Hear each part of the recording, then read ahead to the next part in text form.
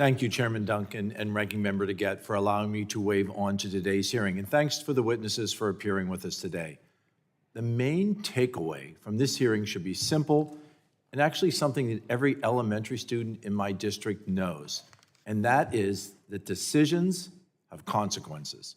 Over the last 3.5 years, the Biden-Harris administration has made policy decisions that have attacked the American energy industry.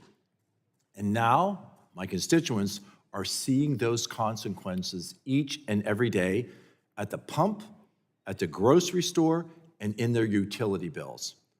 The most recent capacity auction for PJM in July hit a record high of $14.7 billion. That's more than $2 billion that the ratepayers, my constituents, will have to pay. As a Pennsylvanian, and as we heard last night, every 4 years, national figures come to the Commonwealth and flip-flop their position on fracking.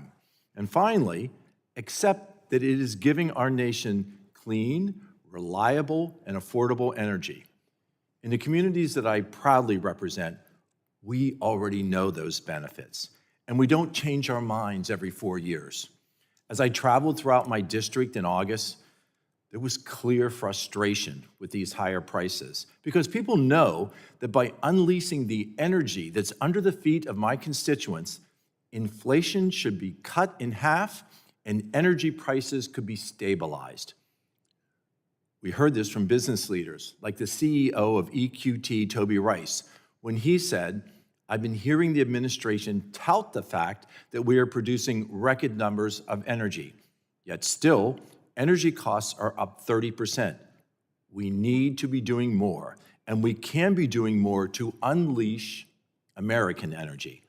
It is within our power to reclaim not only American energy independence, but American energy dominance."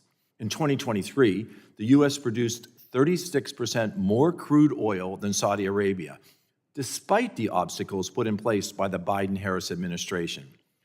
With new interstate pipelines, Pennsylvania could produce the natural gas needed to provide power to the entire East Coast. With common sense policies, we can have clean, reliable, affordable domestic energy sources to unlock economic growth and release pressure that has put inflation on American families, on American farmers, and American growers. Ms. Pryor, I'm honored to have apple grower testify in front of our committee today. My district in Pennsylvania is blessed with large amounts of peaches and apples from the orchards, and I was able to walk through some of these orchards just a few weeks ago. You as a farmer, you as an apple grower specifically, how do these high energy costs affect your operations?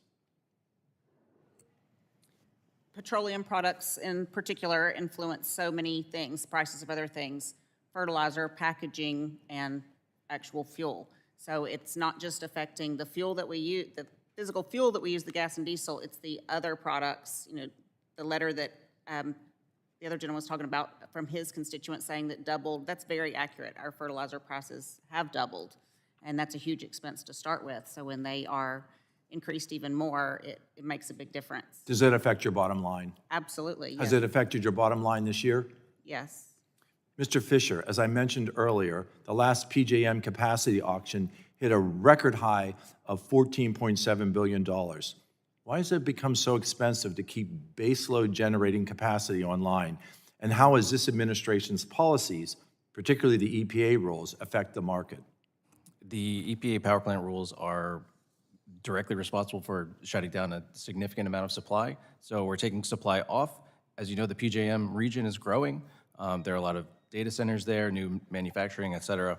So we have a very predictable outcome from reduced supply and increased demand, which is skyrocketing prices. So, Mr. Fisher, if this trajectory of record high prices for capacity continues, how will that affect my constituents who are ratepayers within the PJM interconnection?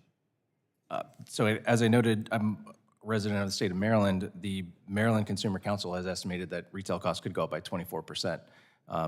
I don't know if that's true for every state, but it is a significant cost that will certainly filter down to retail rates. Ms. Okwaka, 119,000 families in my district make less than $55,000 a year. Can you please explain why working-class Americans, those who can least afford it, disproportionately suffer when energy costs increase? Thank you. Low-income families spend disproportionately more of their disposable income on gas, on groceries, on those essential items. And so when gas prices rise, when energy prices rise, they're going to be spending more money. And we see that low-income families tend to be the ones who suffer from energy hurdles, whether it's heating or cooling their homes, as well as just being able to get to and from work.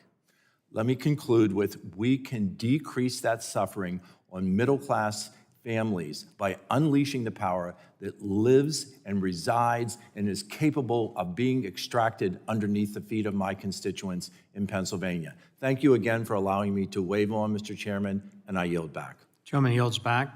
That concludes the hearing. I'd like to thank all of our witnesses for being here today.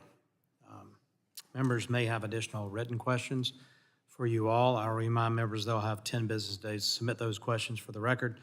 And I ask the witnesses do their best to submit responses within 10 business days from receipt of the questions. I ask unanimous consent to insert in the record documents included on the staff hearing documents list. Without objection, that'll be the order.